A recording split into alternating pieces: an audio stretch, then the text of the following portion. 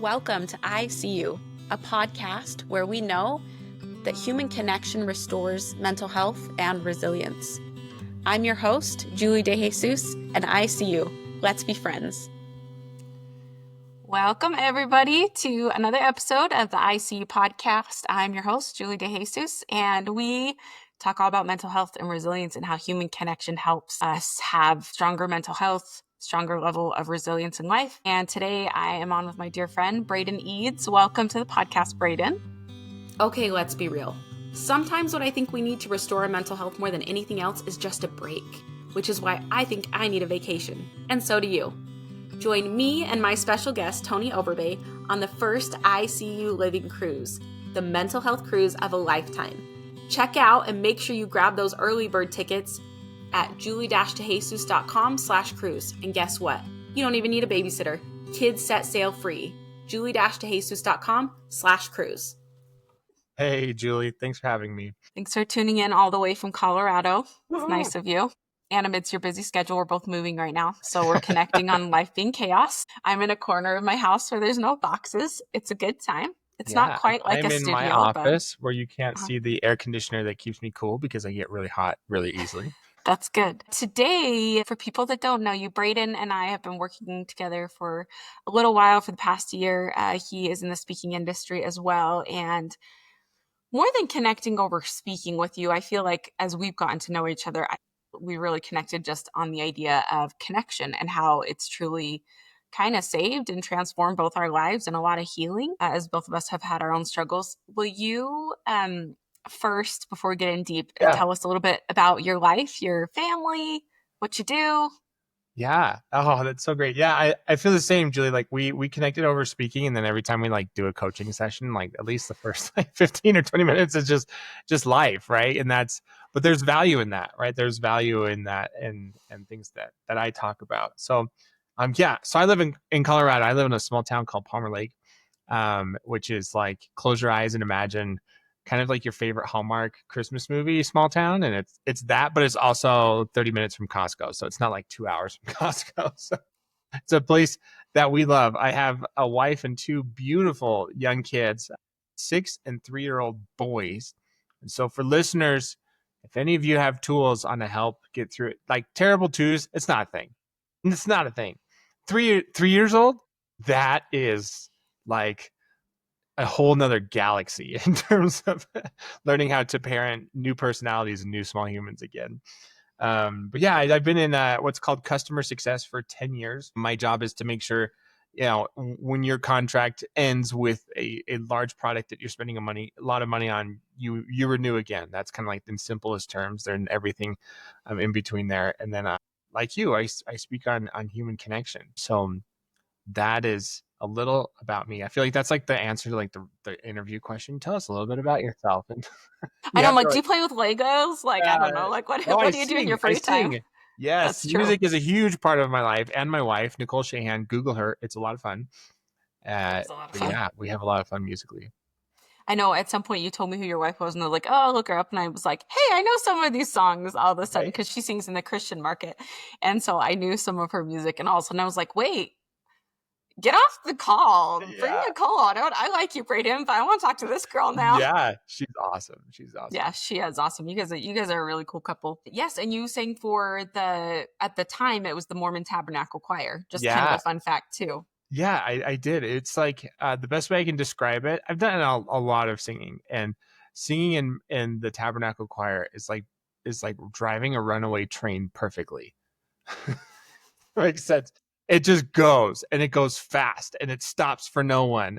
We're like, you're singing at Donald Trump's inauguration, and then the very next week you're recording Mozart's Requiem, and then the very next week you're having a broadcast, and Josh Groban is the guest artist. No, that's not true. I don't think he's ever guest artist with Motab. Oh no, he did once on the Christmas record. I think he did. Yeah. And Kristen Chenoweth, were you around when she was? That was there? Just after me. Okay. But like it's a great experience. It's not for people who love to meddle and bask in singing. It's not that. It's very, very fast paced, very, very regimented too, right? One of my best friends is in it right now, and yeah, whenever we're Marco Poloing, and she's like, yeah, well, then we're going to the Philippines, and then and I'm just like, oh My goodness. Like Yeah. this is a lot. It's a lot. And I think it's the most famous choir in the world. It's what people I tell me. totally believe it. Unless you're in the choir world, right? There's probably like, I think it branches out into people who are not in the choir world, if that makes sense. Like people Yes. who don't love choir will know who Motab is and Yeah. stuff. But yeah, I Yeah. remember on one of my first weeks, like you do this orientation with Mac, and he comes in and he's just Mac like, is the choir director, everyone, if you yes, don't know who that sorry, is. yes, Mac Mac Wilberg. Wilberg, yeah, I and want he to say comes in Wahlberg, but I thought Max as Mark Wahlberg and Mark Mac Wahlberg, Wilberg. Maybe they should the be actor. friends. It's like, hi, my name is Mac Wilberg. Hi, my name is Mark Wahlberg. We have nothing in common. I like Mark Wahlberg. Oh, it's so funny. Yes, Mac in one of your first orientations says the perfect choir members come in, they are silent, they sing perfectly, and then they go home. Like that's your job.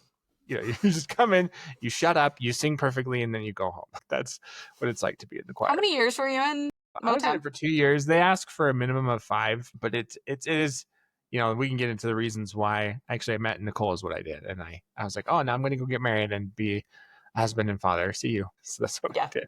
Yeah, totally. Well, that's a fun fact. I like hearing that Yeah, about you. And it's funny it's fun. because I mean, you and I have a mutual friend who's a very dear friend of mine that's in the choir now, and you guys knew each other in college through choir.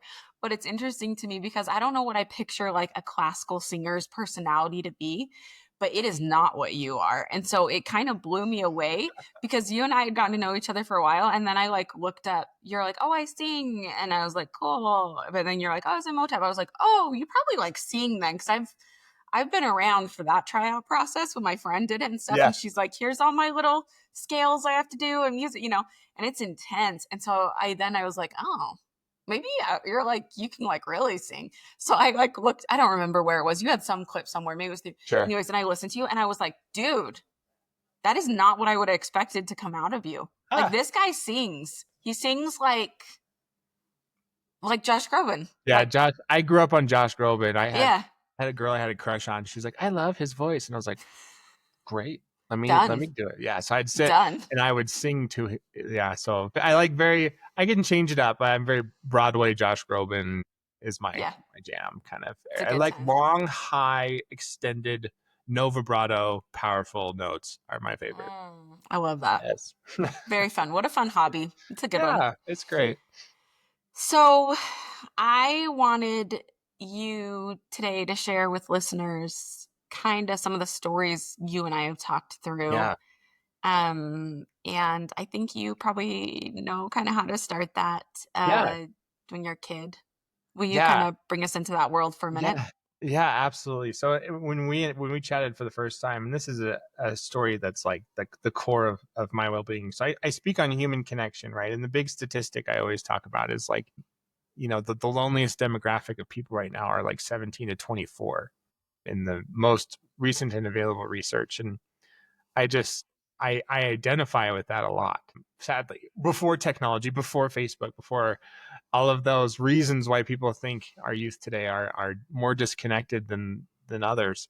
But when I was growing up, first of all, like in preschool, like starting in preschool, I was held back in preschool for 3 years, and because the teachers said I was socially undeveloped, whatever the social cues were of a preschooler, they were like, Braden's not there, so I encourage you to hold him back. So like for 3 years, I'm like, when I started this keynote, I'm like, who was held back in preschool? Maybe like one or two or three. I was like, who was held back 3 times? Like, it's like, no, I think it was for me, it was the right decision, right? And Yeah, it was like all of my totally. closest friends were in my grade, like that I grew up in. If I was one up or one down, even if I was one down, I would have graduated when I was 20, which is weird. But so in that experience, like it just kind of like set the foundation of kind of like how I was growing into my elementary school, like body and personality and self. And so when I talk about this, like you know how people say don't stare at the sun? I stared at the sun, and then I would stare at the sun, and I was like, "Why is this such a big deal? Like, this isn't a big deal at all." Like long road trips, I'd just be like, "I don't know." Just stare at the sun, and of course, I needed glasses. I don't know if that was from staring at the sun or what, but I in first grade, they were like, I can't even see the big E on that chart even today. Like if you show me the top biggest letter, I can't see it.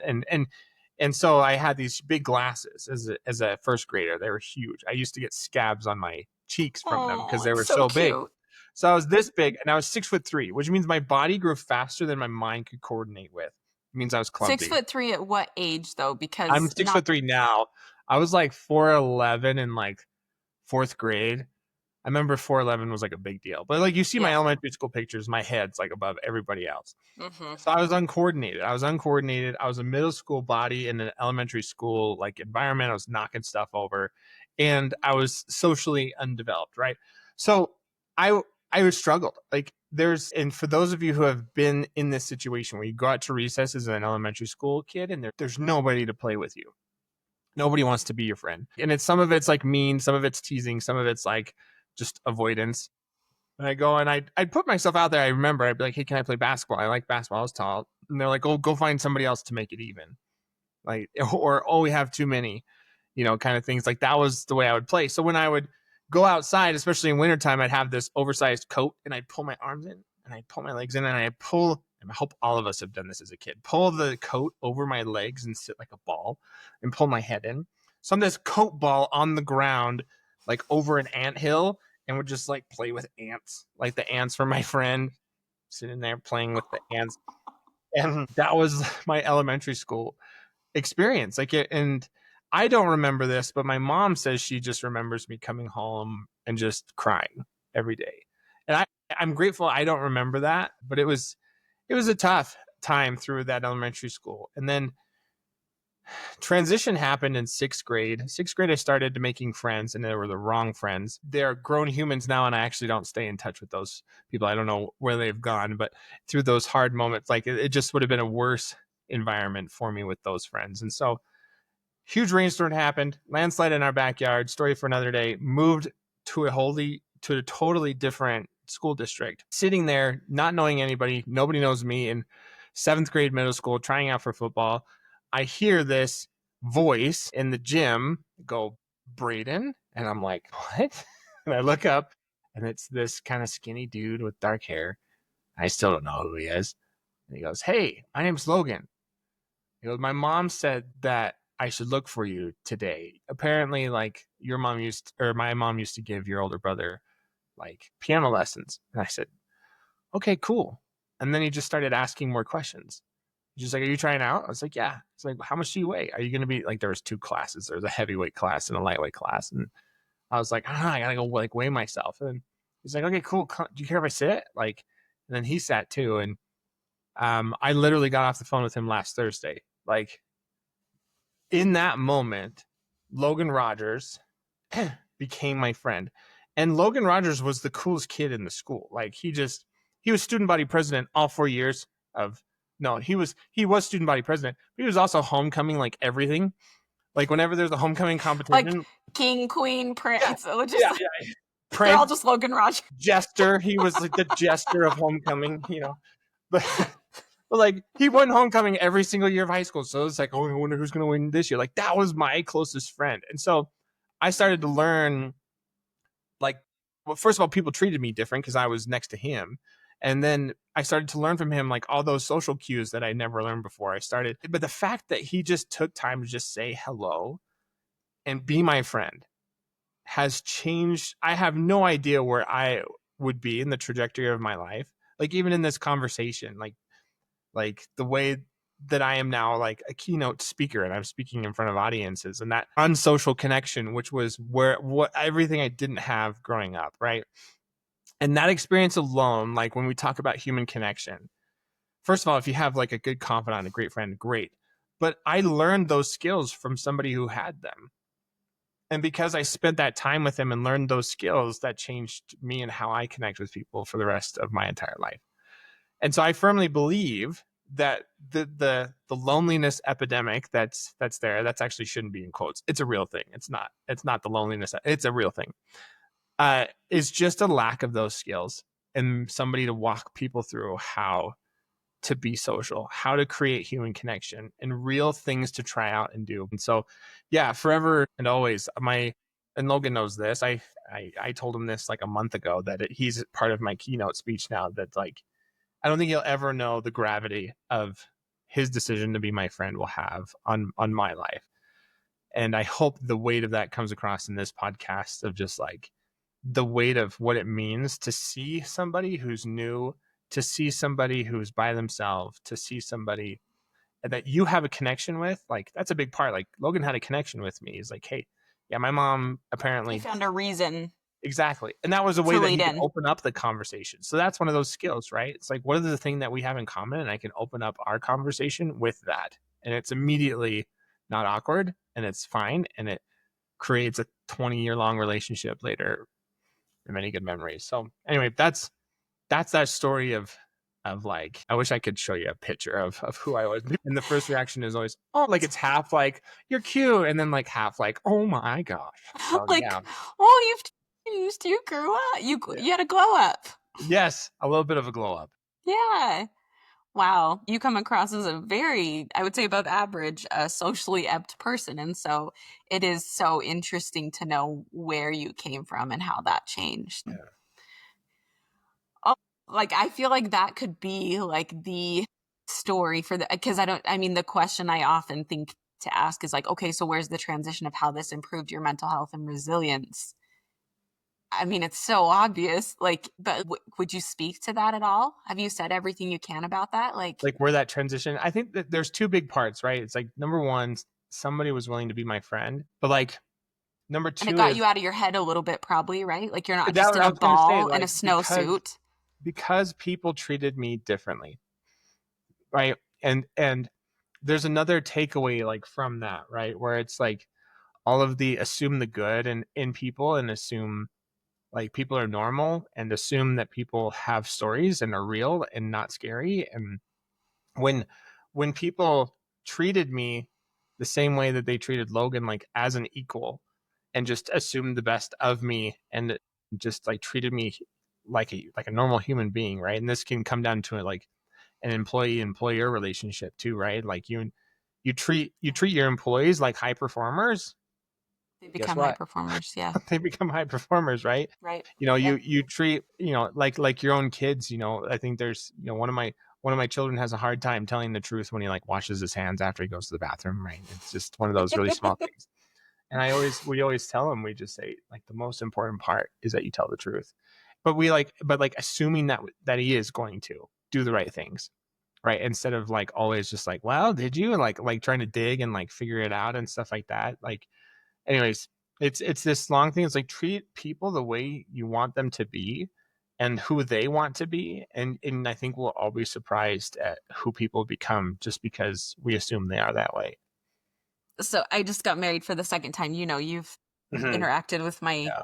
my fun husband. But my first marriage, my grandma, I remember giving me this kind of felt old school at the time advice in the card. And I remember it said, what did she say? Like,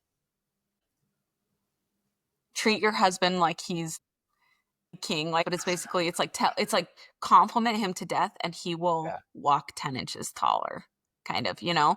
And so, and while my first marriage didn't work out, so maybe that was bad. No, I'm sure it's still great advice, but like, I Sure. think there's something to that, right? That she was an English teacher in this tiny town and everybody loved her and knew her, and she was always all about making those high school students like they loved her.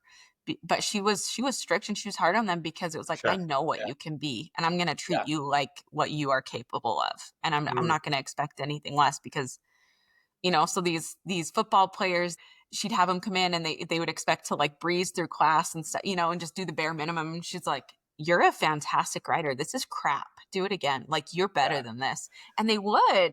And she's just this tiny little like 4'11" woman. And I think that's so true. Something about when we treat people as the incredible humans they are, they rise to it. So that's an interesting perspective on the way to connect, especially with our children, as you Yeah. mentioned. Can we create like a positive form of gaslighting? Like I'm like, how do we spin teeters on gaslighting? Yeah. manipulation. Yeah. It's like you actually distort the reality in a positive way and they rise to the occasion. It's just like, yeah, that's what is it? What should we, I don't know what to call Burst it. through the multiverse. I've been watching Yeah. Spider-Man, so maybe some of that goes back to our values.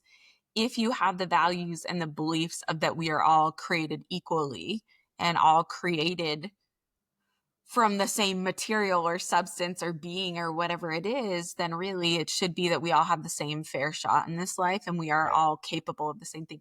I think I mentioned this once before, but we all have interesting struggles. One of mine is I have struggled with being very paralyzed by the idea of becoming prideful, Mm.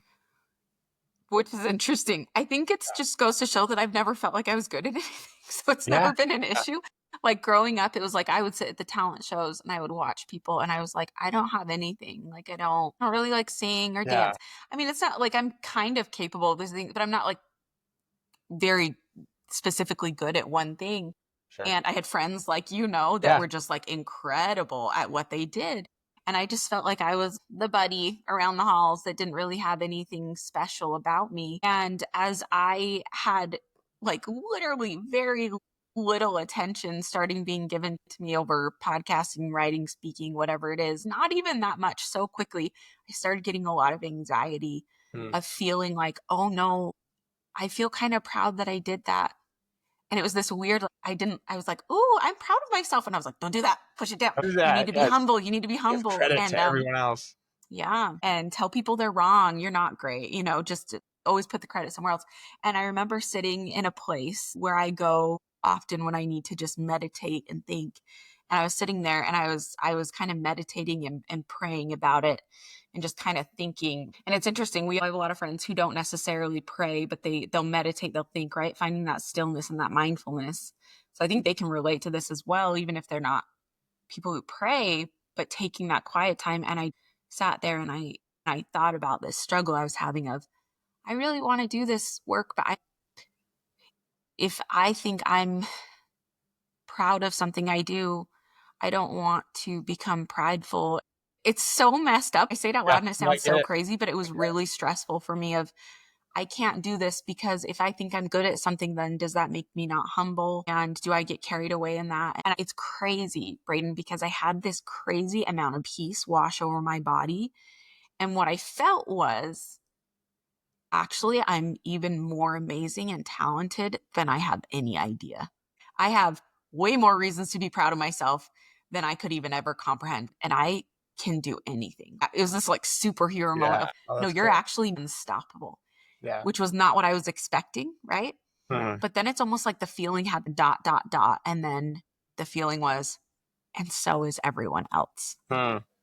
And I feel like I learned a lesson there where, as you talk about treating people how you want them to be, of this lesson of being proud of yourself and living to your potential is not an issue.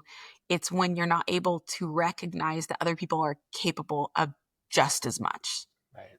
We're all capable of just unreal things, and we should be treating each other as such always.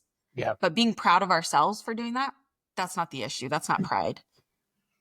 I totally agree. Like there's a lot that comes from the culture and that we grew up in, right? Where it's like the pride is what is the source of the downfall of nations, right? So what you're describing makes total sense.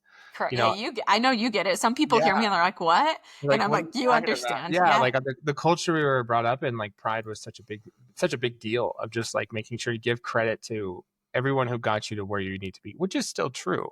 totally. Right, and you can give credit to a higher power, a higher beings. You can give credit to parents. You can give credit to great coaches, but you're still awesome. Absolutely. You're still And you awesome. still put in the effort, Yeah, and that's awesome. like you're still awesome. And to then take that power and what in your talents are you going to do to use it for good and moving forward, so that's a fantastic insight. I think that's really cool. Yeah, and just I think improving our connection with ourselves always helps us in how we treat other people, right? Yeah, where you're like, I mean, there's to be able to just believe in yourself and to allow yourself the permission to say, no, I'm good at this. Giving yourself permission to say, like, yeah, and to also recognize what you're not good at. Right. And Oh just being yeah, like, I think that's that's a place of pride that comes from me, is like, I wanted to be always good at everything. And I would get wound up with anything, especially like anything. There's another thought where it's like, especially if we're good at something and we meet somebody who's still better at us than the thing that we think we're Which good we at. always will, right? Right? Like It's there's like, still a better singer than you out there, right? right. Like Oh, of course. it Yeah. never ends. And a better speaker and a better parent Yep. and those things that we care about, right? And the Yep. willingness to then, I think that's where like humility comes in, is to recognize the progress that you've made and to use it for good and creating goodness in the world, but then being willing to say, but I'll never get there. I'll Yes. never arrive at my craft. Yep. And having that willingness to take a look at where your gaps are, even in the things that you're good at, I Yep. think is also like an extremely healthy mindset, that you can be like, yeah, I'm good at where I'm at, and I always can be better, right? And then I think where pride comes in is distorting the universe and the reality that's around you to not be willing to accept where your shortfalls are or where your gaps exist. Yeah. And you're just like, nah, I'm just good at this. I'm better than everybody always. If I'm not better than somebody, it's because something happened externally outside of my control that made it not that way in that situation. But I'm still better than everybody. Like, that's, nobody wants to Yeah. be around people like No, they do not. How do that. you feel like all of this connecting, obviously, is it Trevor? Who's this man that we love that found you at football practice Logan. or Travis? Logan. So now Logan. I should go find a Trevor. Logan, Trevor. Felt like Yes. Trevor to me. I don't know. Felt It like a was Trevor one of kind, those common like names. Yeah. a Trevor kind of thing to do, you know? No, Logan. So this moment he comes and he connects with you, and that's life changing. And I know I've had moments like that when I really, really struggled, specifically as an adult. How do you feel like that also helped your, not just your mental health, but your resilience? When, because I'm sure that wasn't the first time that you experienced difficult emotions. I know it wasn't Yeah, through of your course. life. Yeah. How has that human connection, maybe even specifically with that relationship, because I know you still have it, how has that helped you Yeah. later to stay resilient when things have gotten tough? I think, there's power in numbers, right? And my favorite joke, one of them, is the most unrealistic thing about Jesus is he had 12 close friends in his 30s. I remember you telling me that, and I love that joke. Because because it's so true. I feel like everybody identifies with it to a certain degree. Like, you get into the 30s, and those, your just relationships just shrink in terms of numbers and stuff. But I feel like putting in that intentional effort to keep those confidant relationships alive. There's a book I'm reading, and I'm going to tell you how good it is because I can't remember the title. Never Eat Good. Alone. It's by the same author. It's his sequel book, and I can't remember what it's called But it's at the the moment. guy that writes Never Eat Alone. Yeah, I like it. but the research shows that you only have 2 or 3 true confidants. Most Americans do in their life in their 30s, right? And so the willingness to recognize that's normal, number one, to have only 2 or 3 confidants, but also that it takes work to invest in those relationships to keep them alive and to keep them strong. So Logan and I, we graduated from high school. We were actually we didn't go to college together, but we reunited after we both graduated college and were roommates for a certain time. And I feel like during that time, like, we were so focused on making a name for ourselves. Like, I got a college degree, now I can go do something with the world, that like we didn't take a whole lot of time to like get to know each other. And then we both got married, we both had kids. And then only recently, since I started public speaking, he has his own business. And I have another dear friend, his name's Jason Schuster, who's also another entrepreneur. They created this weekly, like I call it the entrepreneurial call, but truly it's just like men checking in with men. And sometimes we talk about entrepreneurship. Sometimes we talk about the effect of AI on our kids and how are we handling that together as like dads. And that, I think, is, in terms of answering your question, like, that's truly the difference maker, but it requires effort. It requires intentionality to say, no, I'm going to set aside an hour just to have a conversation with this person in this relationship, and a cadence that works for me. For us, it's once a week, right? That's outside of my normal day-to-day life, to be able to connect, because we do, and we know we do. We've done it for 20 years. So if we can create that intentional space, and then once a year we have the area code of my area where I grew up in is 719. So all of my friends were part of the 719 crew. And then once a year we have a 719 retreat. So we get Cute. together, right? And I feel like that's very special for us to be able to say like yeah, once a year we'll just like last year we went to Texas where Jason and Logan lived, and like we floated a river as a bunch of Dudes. soft, squishy 30-year-olds, and we would like hold on to each other and chain it down this like random water So slide, right? fun. And just like Dude, my those things, husband would love that kind of thing. Yes. People and that can to just bro create hard. bro hard, but I like love we it so weren't much. embarrassed. Like I was just like, this probably looks really funny just to see us, but we're having a good time. To create Yes. the space, to create the energy it took to coordinate that and to do that once a year, that stuff's not fun. But when we get together, it's just like, man, that was great. So that's, I think, a long answer to your question, but I think it's just understanding and recognizing that it's supposed to be hard to create those deeper relationships, and that's what makes them even deeper, is because the effort we put in. I'm just inspired. So cool. Oh, I thanks. love it. I love it. And I think that, I hear this a lot. I relate to women in a different way, in the way that you relate to men in a different Sure. way. I Yeah. can't speak to the male experience because I've never lived it. I only know Sure. what I've been told, just vice versa for you. And so I love seeing, it goes without saying that in general, in our culture, at least up to this point, there is a lot more expectation for women to need the connection with other women and Mm. the soft, fuzzy, like connection time and to talk about their feelings and things like that.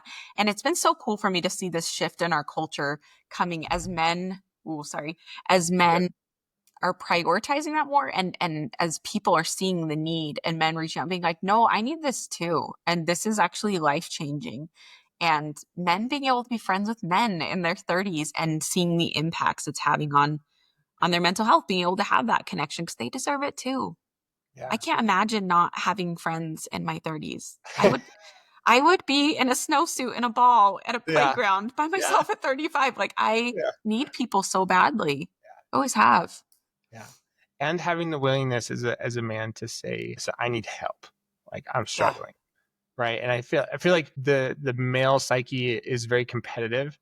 And so we always, even if we don't say it out loud, want to do everything on our own and by ourselves. And I fall into that category where it's just like, I just want to do it by myself, because the satisfaction of me figuring it out by myself and getting through it is so much greater. And I'm just the man, but being willing to just like, there's an organization in Utah, it's called Hair Brotherhood, where, this was that, right? Being able to sit down and mental check in each day and just be like, how are you really? And being able to say like, I'm struggling, and then to hold space for other men to be able to say like, I'm here with you, man. Like that. I see that shift too. And I just love it. Love it so much. It's so good for our culture. So Yeah. good. Okay, well, thank you for being on the podcast, Braden. We'll link your website and stuff and everything in the show notes because for whatever reason, Braden's just a good person to know. I think he's a good person to reach out to. And I know I don't want to call you out, but I know that you are someone that usually will pick up your phone if you can, or respond to an email if you can when someone reaches out. And so if you have questions for him or just want insight on anything, I'm guessing that you would be happy to respond to that. Heck yeah. Thank you for being on the podcast on ICU. And any last words, any final words? No, nothing that doesn't require another hour-long discussion. I think Let's go team. Totally. that's it. Let's go team. Let's go Cool. team. Okay. Yeah. Thanks for being on the podcast today. Thanks, Julie. Thanks for having me. Okay, everyone. Thanks for being on ICU for another episode. We will see you next time on ICU.